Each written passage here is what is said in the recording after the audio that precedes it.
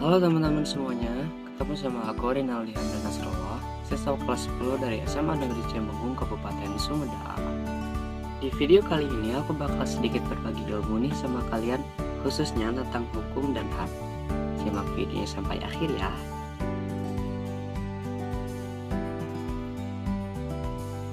Hukum adalah peraturan atau adat yang secara resmi dianggap mengikat yang dikukuhkan oleh penguasa atau pemerintah. Selain itu, terdapat beberapa ahli yang menjelaskan tentang pengertian hukum. Menurut Immanuel Kant, hukum adalah keseluruhan syarat berkehendak bebas dari orang untuk dapat menyesuaikan diri dengan kehendak bebas dari orang lain dengan mengikuti tentang kemerdekaan. Menurut John Austin, hukum adalah peraturan yang diadakan untuk memberikan bimbingan kepada makhluk yang berakal oleh makhluk yang berakal yang berkuasa di atasnya. Sedangkan menurut Sultan Muhammad Amin, hukum adalah kumpulan peraturan yang terdiri atas norma dan sanksi-sanksi. Dari pengertian-pengertian tersebut, dapat kita simpulkan bahwa hukum memiliki fungsi untuk mengatur tingkah laku manusia, menentukan mana yang dapat dilakukan dan mana yang dilarang.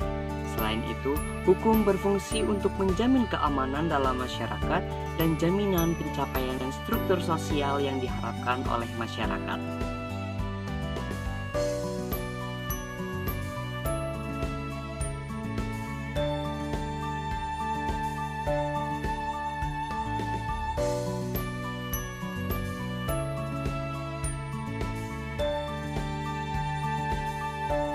Menurut CST Kansil dalam bukunya Pengantar Ilmu Hukum Indonesia, hukum menurut bentuknya diklasifikasikan menjadi hukum tertulis dan hukum tidak tertulis. Hukum tertulis adalah hukum yang dicantumkan dalam berbagai peraturan perundang-undangan. Hukum tertulis dibagi menjadi dua. Yang pertama telah terkodifikasi, contohnya adalah KUHP dan Burgerlijk-Wetboek, dan yang kedua belum terkodifikasi, contohnya adalah hukum perkoperasian.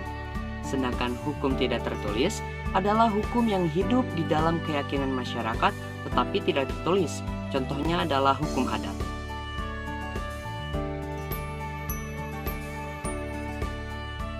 Hak asasi manusia atau HAM adalah seperangkat hak yang melekat pada hakikat dan keberadaan manusia sebagai makhluk hidup Tuhan Yang Maha Esa dan merupakan anugerahnya yang wajib dihormati, dijunjung tinggi dan dilindungi oleh negara, hukum, pemerintah, dan setiap orang. Ada 30 jenis HAM yang tercakup dalam isi pasal Deklarasi Universal HAM yang telah diterima diumumkan oleh Majelis Umum PBB pada tanggal 10 Desember 1948. Tujuan PBB mengeluarkan pernyataan terkait HAM dan telah menyusun serangkaian aturan adalah untuk melindungi setiap individu di seluruh negara atas hak asasi manusianya. Dengan adanya deklarasi tersebut, kini tanggal 10 Desember telah ditetapkan sebagai Hari HAM Sedunia. Salah satu contoh kasus pelanggaran HAM yang pernah terjadi di Indonesia adalah tragedi mahasiswa Trisakti. 4 mahasiswa tewas ditembak aparat usai menggelar aksi demonstrasi menuntut Presiden Soeharto lengser. Tragedi ini terjadi pada tanggal 12 Mei 1998. 4 mahasiswa tersebut bernama Elang Mulia Lesmana, Hafidin Royan, Heri Hartanto, dan Hendrawan.